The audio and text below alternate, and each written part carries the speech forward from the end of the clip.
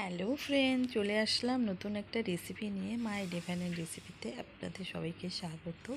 তো আজকে বানিয়ে দেখাবো আমের আচার। তো এখানে আমি 4টা আম 1.5 কেজি নিয়ে নিয়েছি আম। তো এখানে আমটাকে ধুয়ে ভালো করে মুছে নিয়েছি। তো এবার আমটাকে কেটে নেব। তো চলো রেসিপিটা দেখতে থাকো। তো আম তো কেটে নেওয়া হয়ে গেছে। তো এবার আমি আমটাকে 2 দিন ভর রোদ্রে শুকাবো। হলুদ লবণ কালো সর্ষা আর জিরা আর মৌরি নিয়ে নিয়েছি। তো প্রথমে আমি জিরাটা ভেজে নামিয়ে নেব। তো দেখতে থাকো।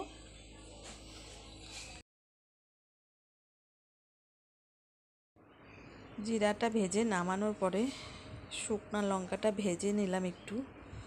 তারপরে দিয়ে দিচ্ছি সর্ষাটা আর মৌরিটা দিয়ে ভেজে নেব। সর্ষার তেল দিয়ে দিচ্ছি 500 গ্রাম। তো তেলটা ফুটিয়ে নেব।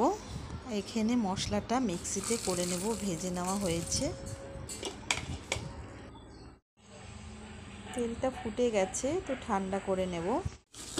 তো এখানে আমি লবণ নিয়ে নিচ্ছি, 3 চামচের মতন লবণ নিয়ে নিলাম। লঙ্কার গুঁড়ো, হলুদের গুঁড়ো, ধইনার গুঁড়ো নিয়ে নিয়েছি। এবার আমি কালা জিরা এখানে ঢেলে দিচ্ছি।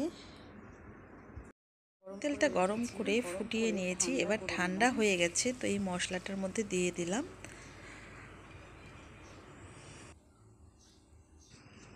তো এবার ভালো করে তেলটা মিশিয়ে নিচ্ছি।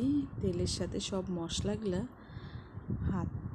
একটা চামচ দিয়ে ভালো করে মিশিয়ে নিচ্ছি। তারপরে দিয়ে দেবো গোটা 5 ফোড়ন। এর মধ্যে 25 গ্রামের মতন 5 ফোড়ন দিয়ে দিলাম। দিয়ে আবার কিছুক্ষণ মিলিয়ে নিচ্ছি। তো আম আমি শুকিয়ে রেখেছিলাম দিন ভরে, এই যে আমটা এবার আমি এই তেলের মধ্যে ঢেলে দিচ্ছি। আমটা যখন শুকাইছি হলুদ আর লবণ কিচ্ছু দেইনি। তো আগের বারেও একটা আমের রেসিপি ছাড়া আছে আমের আচারের। তো এভাবে আমের আচার বানালে আপনারা 1 বছর 2 বছর খেতে পারবেন। আমের আচারে আপনাদের কোনো রকম ছাতা পড়বে না, নষ্ট হবে না। তো মিক্সিতে মশলাটা করে আনছি।